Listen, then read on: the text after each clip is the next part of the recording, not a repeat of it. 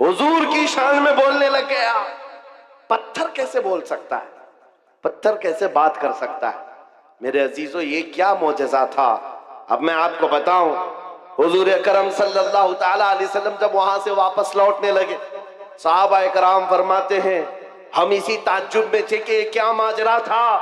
बीच रास्ते में हुजूर अकरम सल्लल्लाहु अलैहि वसल्लम खड़े हो गए, किसी से बातचीत करने लगे। एक साहब आए हुए थे जिनके तलवार में खून के कतरे टपक रहे थे। हुजूर पाक ने पूछा कहां से आ रहे हो? सुनो, वो कोई इंसान नहीं, वो जिन्नात सहाबी रसूल थे, हुजूर के आशिक थे। कहा या रसूल अल्लाह, ये पत्थर कुछ नहीं बोल रहा था, उसके अंदर घुस करके एक काफिर मुशरिक जिन्न बोल रहा था। जिन्नात में से एक गुस्ताख था आपका, वो दाखिल होकर बात कर रहा था और इनको पागल बना रहा था। और इसका चर्चा जब हम में मशहूर हुआ, लोगों ने, हमारे जिन्नात ने ये बताया हुजूर की शान में एक कुत्ता जाकर जिन्नात में से भौंक रहा है। आका मुझसे रहा ना गया, मैं उठा और तलवार लेकर आया, और जिस वक्त मैं पहुंचा तो देखा आप भी मजमे में आए हुए थे। आपके आने से पहले मैंने उसकी गर्दन मार दी, और जब आपने कहा बता कौन है, उस वक्त मैं बोला था अशहदु अन्ना मुहम्मद रसूलुल्लाह।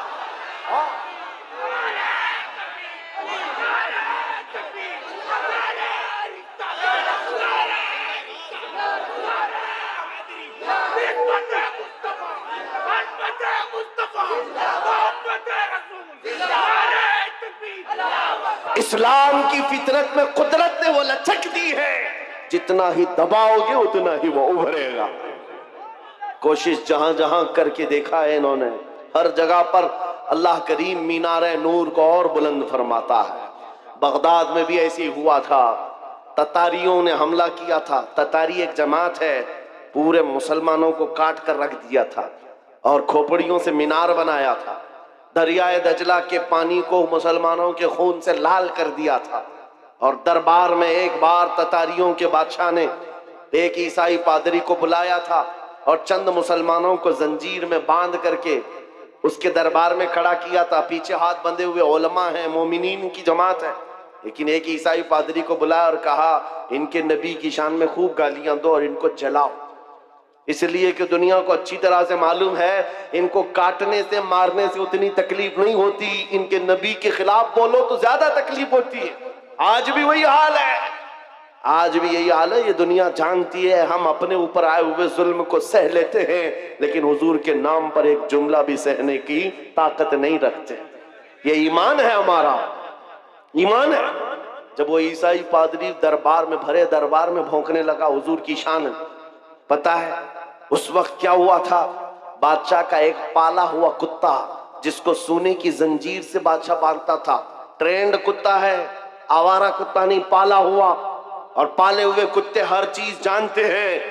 वो कुत्ता वहीं से भौंकने लगा पादरी के ऊपर, और लोगों ने कहा पादरी को कि चुप हो जा, बादशाह का कुत्ता नाराज हो रहा है। पादरी ने कहा मेरे कलाम में, मेरे बयान में उससे इसका क्या ताल्लुक है? कुत्ता क्या समझ रहा है? कुत्ता क्या समझेगा? फिर वो हुजूर की शान में पादरी बोलने लगा, कुत्ता फिर भौंकने लगा, फिर भौंकने लगा। ये बादशाह का कुत्ता है, खामखा नहीं भौंकता। पादरी किसी की नहीं सुना। फिर तीसरी बार हुजूर की शान में गुस्ताखियां, हर्जा सराई करने लगा।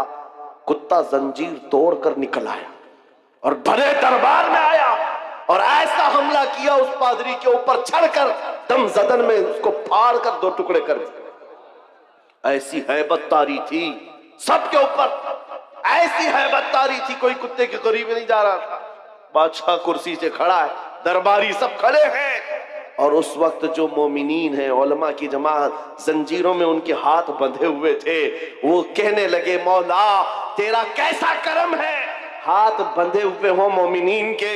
उस वक्त ये ख्याल आता है अब नबी की इज्जत को कौन बचाएगा, जब रब चाहता है कुत्तों से भी अपने नबी की इज्जत की हिफाजत करता है।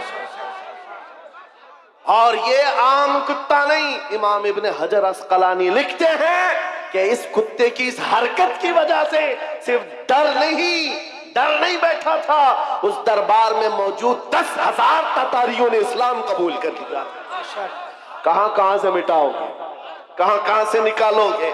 इस्लाम की फितरत में कुदरत ने वो लचक दी है, जितना ही दबाओगे उतना ही वो उभरेगा।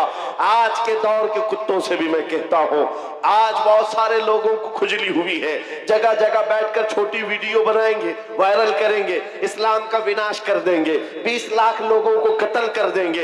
ये बातें आती रहती हैं। ऐ मेरे अजीजों, ज्यादा ध्यान देने की जरूरत नहीं। मैं उनको सिर्फ इतना ही कहता हूं, वो पहले अपनी खुजली मिटा करके दिखाएं। इस्लाम मिटाना बहुत दूर की बात है।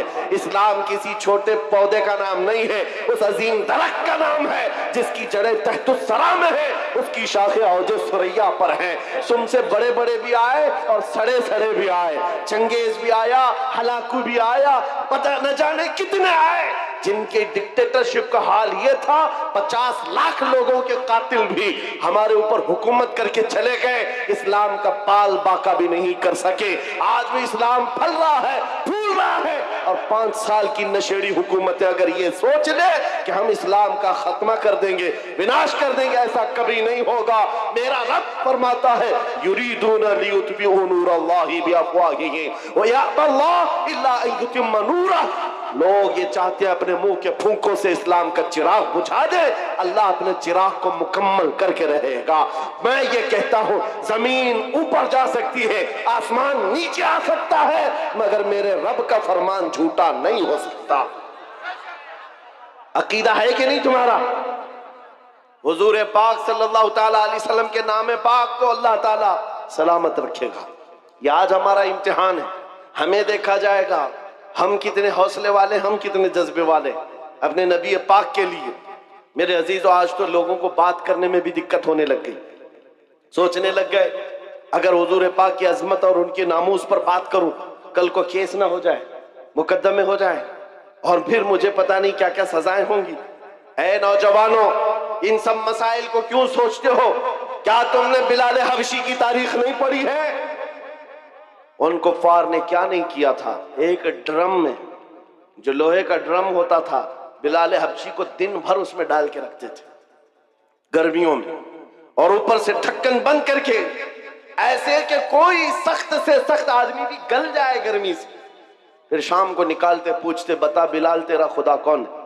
बिलाल हबशी कहते, मेरा खुदा अल्लाह है, मेरा रसूल मोहम्मद है सल्लल्लाहु अलैहि वसल्लम। उनका अज़्म, उनका इस्तिक़लाल, उनकी जमी हुई ये ताकत चंद सालों की बात थी।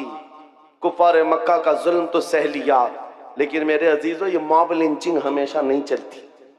चंद दिनों तक जुल्म आम हो सकता है, लेकिन कंटिन्यू नहीं। और बिलाल हबशी रज़ी अल्लाह ताला अन्हु ने इस्तिकामत का वो मजहर पेश किया था। फिर आपको पता है 6 हिजरी में जब मक्का फतह हुआ, हुजूर पाक सल्लल्लाहु अलैहि वसल्लम 10,000 सहाबा के साथ मक्का में आए थे, और पहली नमाज हरम पाक में पढ़ी जा रही थी ऐलान के साथ। तो उस वक्त अल्लाह के नबी ने अजान देने के लिए काबे की छत पर बिलाल हबशी को चढ़ाया, ताकि दुनिया ये देखे, जिसको तुम गलियों में रस्सी डालकर खींचते थे, हुजूर के नाम पर जिसको तुम कोड़े मारते थे, हुजूर के नाम पर जिसको तुम सिल पर सुलाते थे, गरम रेत पर सुलाते थे, अंगारों में दहकाते थे, आज उस बिलाल को रब ताला ने काबे की छत पर पहुंचाया। नाम है मुस्तफा पर जो जख्म खाता है, मौला उसको बुलंदियों पर ले जाता है। मेरे अजीजों, मिटेगा नहीं ये नाम। जो मिटाने आए वो मिट जाएंगे, मिट गए, मिटते हैं, मिट जाएंगे। आधा तेरे, न मिटा है न मिटेगा कभी चर्चा तेरा। आपको पता है ना, वो कहां गया? लखनऊ से निकला हुआ कुत्ता जिसने नाम बदल लिया था, अखबारों में देखा होगा, धर्म भी बदल लिया, कहा कि मेरा नाम आपसे ये है, मेरा धर्म भी ये है, कशका लगा लिया, धोती पहन लिया, लाल कपड़े पहन लिया, 6 महीने पंडितों के पीछे चाटते हुए घूमता रहा। उसके बाद ये वो कौम है जो अपने कास्ट के अलावा दूसरी कास्ट को बर्दाश्त नहीं कर पाती, तुझे कहां से बर्दाश्त करती? किक मार करके निकाल दिया। और 6 महीने के बाद ये बेचारा धोबी का कुत्ता, न घर का न घाट का, बीच में रह गया। दीन भी छूटा, घर भी छूटा, नाम भी गया, और उधर भी नहीं अपनाया किसी ने। और आप जान बचाने की भीख मांगते हुए खड़ा हो गया कि मेरी जान की हिफाजत करो, मेरी जान की हिफाजत करो। ये जिल्लत, ये रुसवाई मेरे इमाम ने, बरेली के ताजदार ने 100 साल पहले कहा था, या रसूल अल्लाह, जो तेरे दर से यार फिरते हैं दर बदर यूं ही खार फिरते हैं, दर बदर यूं ही खार फिरते हैं। तुमने ये सोचा था कि मीडिया के ये दलाल तुम्हें हॉट कुर्सी पर बिठाकर इज्जत देंगे? अरे 4 दिन तुम्हें ये हॉट टॉपिक पर बिठाकर डिस्कस तो कर लेंगे, तुम्हारी आओ भगत कर लेंगे, लेकिन इनके दिन भी कितने हैं, इनके दिन भी कितने मौसम के दिन हैं। इनका हाल भी वही है जो बैलगाड़ी के नीचे चलने वाले कुत्ते की तरह है। वो कुत्ता क्या सोचता है, पूरी गाड़ी मैं चला रहा हूं। ये सारी चीजों का हाल यही है। हुकूमत है तो इनको लगता है सब कुछ अपना है। अरे गाड़ी निकल जाएगी तब पता चलेगा कुत्ता अकेला है। ये बात याद रखो, उनकी इज्जत बटोरने के लिए, उनकी जी हुजूरी के लिए तुमने धर्म बदल लिया, दीन बदल लिया, नाम बदल लिया, इज्जत वहां ढूंढते रहे। अरे नादान, एक बार मेरे मुस्तफा का नाम लिया होता, एक बार हुजूर पाक को मोहब्बत से पुकारा होता, अल्लाह करीम पूरी कायनात के दिलों में तेरी मोहब्बत डाल देता। आज मैं एक दूर दराज का रहने वाला, लेकिन तुम्हारे यहां आता हूं तो ऐसा नहीं लगता कि अजनबी है। कोई अजनबीपन नहीं है। पहली मर्तबा अगर से सिल्लीगुड़ी में खड़ा होकर तुमसे बात कर रहा हूं, लेकिन ये हंसे हंसे मुस्कुराते चेहरे ये बता रहे हैं सदियों पुरानी हमारी मुलाकात है, हमारी पुरानी मुलाकात है। ये मोहब्बत तुम्हारे दिल में किसने डाली है? कौन है जो तुम्हें अजमत मेरे लिए रखा हुआ है? तुम आंखें उठाकर मुझे मोहब्बत से देखते हो, हकीकत है या नहीं? आने के लिए मोहब्बत के साथ लोग खड़े हैं मुसाफे में मोहब्बत के लिए। इसलिए नहीं है कि जुब्बा टोपी की इज्जत है, इसलिए नहीं है हुकूमत वक्त का कोई नुमाइंदा आया है, नहीं, बस बात सिर्फ इतनी है, जब तक बिके न थे तो कोई पूछता न था। या रसूल अल्लाह, तुमने खरीद कर हमें अनमोल कर दिया।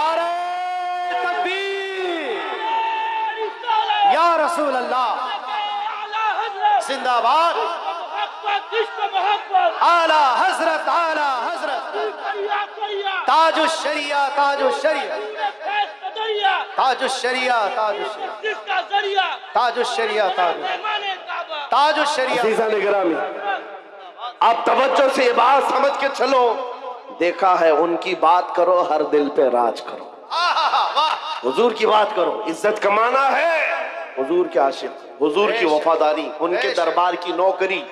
अब जमाना जैसा भी आए, हर नौजवान ये अज़म करके उठेगा, ये वादा करके उठेगा इंशाअल्लाह। आज के जलसे में अहद करके उठेंगे ना इंशाअल्लाह। हाँ, मैं जंग के मैदान में नहीं उतार रहा हूं, मैं तुम्हें मैदाने कत्ल किताल में नहीं उतार रहा हूं, बस उस मैदान में उतार रहा हूं जब जब नबी पाक की सुन्नतों को दुनिया खत्म करने की कोशिश करेगी, आसमान से जमीन से मदद आने के लिए इंतजार नहीं करोगे। हर घर से बच्चा निकलेगा, तुम जितने मेरे नबी की मुखालफत करोगे, मैं अपने हर बच्चे को हुजूर का आशिक बनाकर निकालूंगा। हर बच्चा हमारे घर के अंदर मोहम्मद नाम का होगा और हुजूर पाक की सुन्नतों पर चलने वाला होगा। तुम कितनी दाढ़ियां निकालोगे, कितनी टोपियां छुपाओगे? ऐ मुसलमानों, ये आज़म करके उठो, मेरे हर घर का बच्चा हुजूर की सुन्नतों का आशिक होगा, निकलेगा रास्ते पर।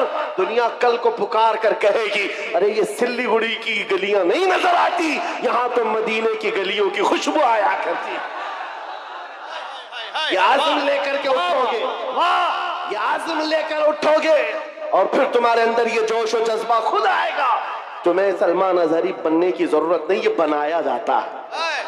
ये बनने की जरूरत नहीं है, बनाया जाता है। हुजूर पाक सल्लल्लाहु तआला अलैहि वसल्लम के दरबार की नौकरी जिसने ले ली, उसके दिल से दुनिया का खौफ निकलता है, वो दुनिया को नहीं देखता। इकबाल ने कहा है, तो आलम से करती है बेगाना दिल को, अजब चीज है लज्जत आशनाई।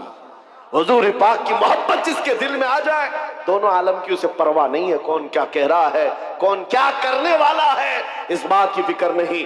मैं यहाँ बंगाल की सरजमीन पर बैठे हुए हर नौजवान से सिर्फ इतना चाहता हूँ, अगर हुजूर की मोहब्बत में तुम नहीं खड़े होंगे तो कौन खड़ा होगा? हुजूर की असमत के लिए तुम नहीं खड़े होंगे तो कौन खड़ा होगा? आज से यह अहद करेंगे ना, हुजूर ये पाक की मोहब्बत में हम तो गर्दन देने को तैयार है ना। बेशक। जान उन पर निछावर करने को तैयार है कि नहीं? तो फिर हुजूर के नाम पर जान दे सकते हैं तो कुछ बुराइयां और कुछ गुनाह क्यों नहीं छोड़ सकते? हुजूर के नाम पर जो गाने सुनने की आदत है हम उससे तौबा करें। जो फिल्मी गाने सुन करके सोते थे, जिसकी वजह से दिल में बुज़दिली आती है, निफाक आता है, गुनाहों की तरफ ले जाती है ये हरकतें। नौजवानों, तुम्हें जानबूझकर दुनिया इस नशे में डालती है। दिन भर गाने की धुन पर तुम नाचते कूदते रहो, तुम्हारे दिलों से अजमत निकल जाती है, खौफ बैठ जाता है। अब से यह अहद करके उठना, आज से जाऊंगा तो ये वादा करके जाता हूं मैं सो जाऊं या मुस्तफा कहते कहते, खुले आंख सल्ले अला कहते कहते। जब तुम्हारी आदत बन जाएगी तो फिर दिल भी जवान रहेगा इंशाअल्लाह। 80 साल के भी हो जाओ, 90 साल के भी हो जाओ, हाथ पैर काम ना कर रहे हो मगर मौला तुम्हारा रौब लाखों के दिलों पर डाल कर रखेगा। हुजूर के लिए अपना कुर्बान करो, वफादारी करो। और जितनी कोशिशें ये मिटाने की हो रही, कुछ नहीं होने वाला, कुछ नहीं होने वाला है। इस्लाम था, इस्लाम है, इस्लाम था, इस्लाम है, इस्लाम। हाँ, ये सुबह क़यामत तक इसको रहना है। हमारा और तुम्हारा इम्तिहान आया हुआ है। इस्लाम का कुछ नहीं होगा, कुरान का कुछ नहीं होगा, मेरे नबी पाक की अजमत का कुछ नहीं होगा। उनकी तारीफ बोलने वाले तारों से भी ज्यादा है, हुजूर की तारीफ करने वाले सितारों से ज्यादा हैं, और गुस्ताखी करने वाले उंगलियों पे गिने जा सकते हैं। और बस उनकी तादाद इतनी है, हर जमाने में रहे हैं, और उसके बाद फिर ऐसे खो जाते हैं, किसी अखबार के कोने में भी उनका नाम नहीं मिलता, कहीं नहीं मिलता। आज वो दिल्ली में बैठकर गाजियाबाद में डासना का वो पाखंडी भौंकता था। कुछ नौजवानों को तो पता होगा, लेकिन आने वाली नस्ल को पूछना इनको पता भी नहीं रहेगा, इनको पता भी नहीं रहेगा। लेकिन आने वाले बच्चों को पूछना ये किसने कहा है, मुस्तफा जाने रहमत पे लाखों सलाम, हर बच्चा कहेगा बरेली के इमाम ने कहा। नारे तकबीर, नारे रिसालत, मसलके आला हज़रत, सलाम की तारीफ करने वालों को अल्लाह ताला खत्म नहीं करता। हसन बिन साबित आज भी लोगों के दिलों में जिंदा है, जो हुजूर की तारीफ करते थे वह जिंदा हैं। शरफुद्दीन बूसीरी जिन्होंने कहा था मौला या सल्ली व सल्लिम दाइमन अबदा अला हबीबिका खैरिल खल्क़ि कुल्लिहिम, आज भी उनका कसीदा जिंदा है कि नहीं है? उनका कसीदा पढ़ा जाता है कि नहीं पढ़ा जाता? शरफुद्दीन बूसीरी का कसीदा याद है लोगों को। सादी शिराजी ने कहा था बलगल उला बि कमालिही कशफत दुजा बि जमालिही हसनत जमीउ खिसालिही सल्लू अलैहि व आलिही। आज भी ये जुमले मशहूर हैं, लोगों को याद हैं। अबू जहल क्या भोंकता था किसी को याद नहीं, उतबा शैबा क्या बोलते थे किसी को याद नहीं, ये दिल्ली लखनऊ के कुत्ते क्या भौंकते हैं आज क्या कल भी किसी को याद नहीं रहेगा। कल आने वाली नस्लों को अगर कोई बात याद रहेगी, ये याद रहेगी सरवर कहो कि मालिको मौला कहो तुझे, बागे खलील का गुले ज़ैबा कहो तुझे, अल्लाह रे तेरे जिस्म मुनव्वर की ताबिशे ऐ जाने जाम जान तजल्ला कहो तुझे, तेरे तो वस ऐबे तनाही से है बरी, हैरान हूँ मेरे शाह मैं क्या क्या कहूँ तुझे। लेकिन रज़ा ने खत्म सुखन इस पे कर दिया, खालिक का बंदा खल्क का आका कहो तुझे।